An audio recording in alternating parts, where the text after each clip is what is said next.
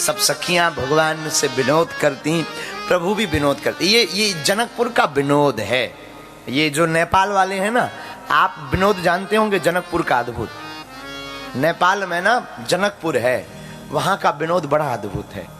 अभी हमारे कुछ दिन पहले पूज्यपाद गुरुदेव भगवान जगत गुरु तुलसी पीठाधीश्वर धर्म चक्रवर्ती तुलसी पीठ वाले हमारे गुरुजी गए, और गए ना तो वहां की माताओं ने भगवान हमारे गुरुदेव भगवान को प्यारी प्यारी गालियां सुनाई। हाँ, गुरुदेव भगवान को। तो जो आनंद ससुराली का है ना भैया, वो कहीं का नहीं है। आहा, बहुत दिनों तक बारात रही। एक दिन गुरु देव भगवान से दशरथ जी ने निवेदन किया कि अब चलना चाहिए।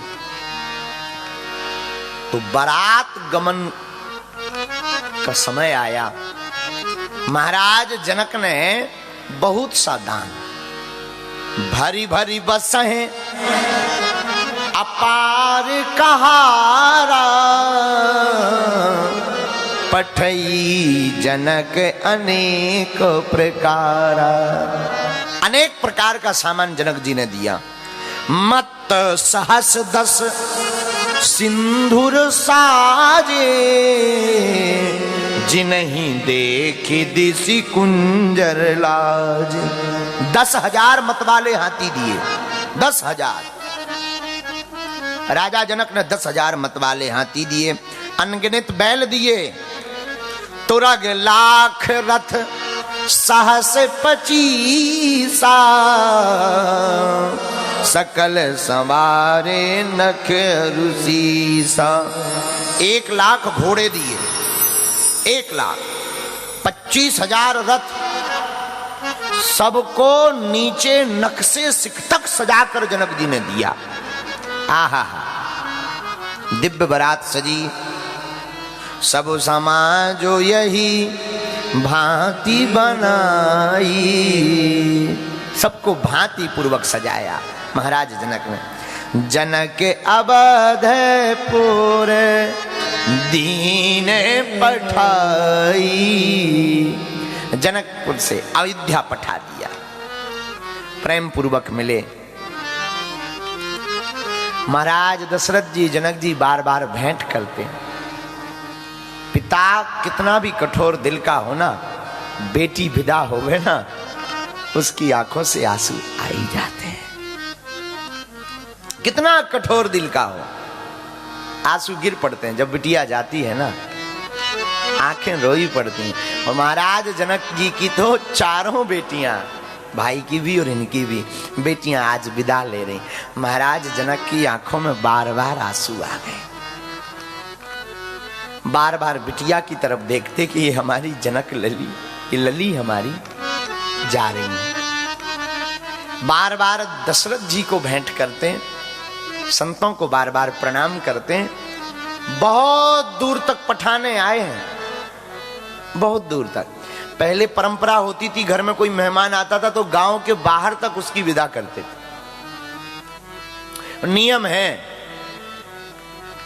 शास्त्रोक्त नियम है, घर पर कोई उच्च व्यक्ति आए ना तो किसी नदी नाले तक विदा करना चाहिए, नियम है। आहा, विदा किया, सब प्रेम पूर्वक मिले। महाराज दशरथ जी ने बार बार कहा, तब जनक जी लौटे। अयोध्या बारात आई, माताएं रोती रहीं। इधर अयोध्या में बारात आगमन जैसी सुना तो जूथे जूथे मिली चली सो आसनी, जूथे जूथे मिली चली सो आसनी। निजे छवि ने दे रही मगन बिलासनी। जय सिया राम, जय सिया राम। सकल सुमंगल सजी आरती, सकल सुमंगल आहा सजी आरती। गावहीं जनु बहु भेष भारती, गावहीं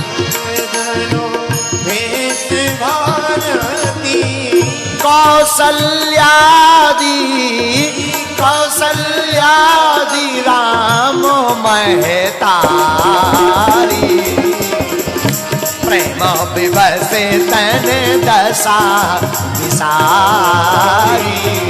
हाँ, प्रेम विवसे तन दशा विसारी। ओ श्री राम जय राम जय जय राम। श्री राम जय राम जय जय राम। हाँ, श्री राम जय राम जय जय राम। आहा हा हा। पूरी बारात प्रेम पूर्वक वापस लौट आई। पूरी माताएं बड़ी प्रसन्न भई। माताओं ने जय जयकार किया, दुल्हा सरकार की जय। राम जी आए, बहुओं को साथ लेकर के आए। गए थे राम जी अकेले, वहां से बहुओं को लेकर के आए, दुल्हन को लेकर के आए। माताएं बड़ी प्रसन्न भई। माताओं को खुशी सबसे ज्यादा लड़का के ब्याह में ही होती है। भले ही माताओं को फिर वो बहू बेलन मारे, खूब चिमटा मारे, खूब घर से निकारे, पर माताओं को प्रसन्नता होती है लड़का की शादी हो जाए। माताएं बड़ी आनंदित भई। बहुएं आई, पूजन भया, सबने निछावर दी, सबने आरती उतारी। अवध में आनंद छा गया। घर घर श्री सीताराम जी की जय जयकार होने लगी। महाराज दशरथ जी जनक जी की प्रसन्नता करने लगे। आहा हा, ये है महोत्सव। देखो, जिनके घर जाओ, जिसकी बेटी लाओ, उसकी बड़ाई अवश्य करो। ये मानवता है। क्यों? क्योंकि जिस पिता के घर पर तुम एक रात के लिए गए थे, उस पिता ने अपनी बेटी के विवाह के लिए 20 साल तैयारी की है। एक एक चीज सजाता है। बारात आएगी तो हम ये भोजन कराएंगे, बारात आएगी तो हम ये दान देंगे, बारात आएगी तो हम ऐसा ऐसा करवाएंगे। और तुम एक रात में सब कुछ आ जाते हो, और कितने हजार लोगों को लेकर जाते हो, लेकिन हाथ जोड़े फिरता रहता है। और तुम आकर के उसकी कुबड़ाई कर दो, उसकी बुराई कर दो कि और तो सब ठीक था, नमक नहीं मिला। अरे तुम्हारे घर पर 4 लोगों में ठीक से भोजन नहीं पूज पाता है कई बार, वो तो 4000 लोगों को भोजन करवा रहा। अब वो पिता अपनी बेटी के विवाह में 1 महीना पहले से नहीं सोता, रात और दिन जागता। अब हम ऐसा करेंगे, अब हम ऐसा करेंगे, अब हमारी बिटिया के लिए, हम दामाद के लिए ऐसा करेंगे, अब हम अपने समधी के लिए ऐसा करेंगे। दिन ना रात जागता, और तुम 4 घंटे में सब बिथरा करके आ जाते। उस पिता का कठोर दिल तो देखो, जिसने अपनी बिटिया को 20 साल पाला पोसा बड़ा किया, खिलाया पढ़ाया बढ़ाया, आंगन में घुमाया, वो पत्थर दिल करके अपनी बिटिया को विदा कर देता है। हमारा निवेदन है, कृपा करके किसी भी बेटी के पिता की बुराई मत करना, मत करना। उस पिता और उस माँ से पूछो, जिसकी बिटिया 20 साल घर पर रही हो और वो एकदम से विदा कर दे, उस घर का सूनापन देखना। 2 दिन तक भोजन नहीं बनता। बिटिया के विदा होने के बाद वो पिता ठीक से सोता नहीं। जो 1 महीने तक जागता रहा, थका रहा, मांदा रहा, वो बिटिया की विदा होने पर वो घर सूना सूना हो जाता। लेकिन वो पिता कुछ नहीं कहता, सह जाता। क्यों? क्योंकि बेटियां पराया धन है। और हम लोग 4 घंटे के लिए जाते और 10 कमियां निकाल देते। थोड़ी देर जल लेट हो जाए भोजन में, पानी, तो चिल्ला पड़ते। उस पिता पे पूछो क्या बीती, जिसने अपनी संपत्ति दांव पर लगा दी, लाखों करोड़ों खर्च कर दिए, पूरा दिन, पूरी मेहनत, पूरी जिंदगी।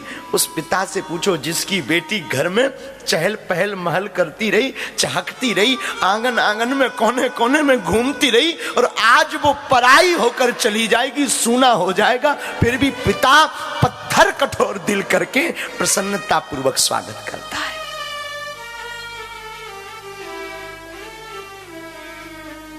इसलिए मेरा निवेदन है, ये रामायण का प्रसंग सिखाता है कि जिस भी घर पे आप अपने बेटे का विवाह के लिए जाओ, उस बेटी के पिता की बुराई मत करना। महाराज दशरथ जी ने जनक जी की बड़ाई की, बहुत बड़ाई की, बहुत बड़ाई की। कहा जनक जैसे कोई नहीं है। भोजन करते गए, जनक राज गुणशील बड़ाई। पता है क्या कहा दशरथ जी ने? हम जनक जी के सामने किसी लायक नहीं, जनक जी के सामने किसी पात्र के लायक नहीं है जो महाराज जनक ने दिया।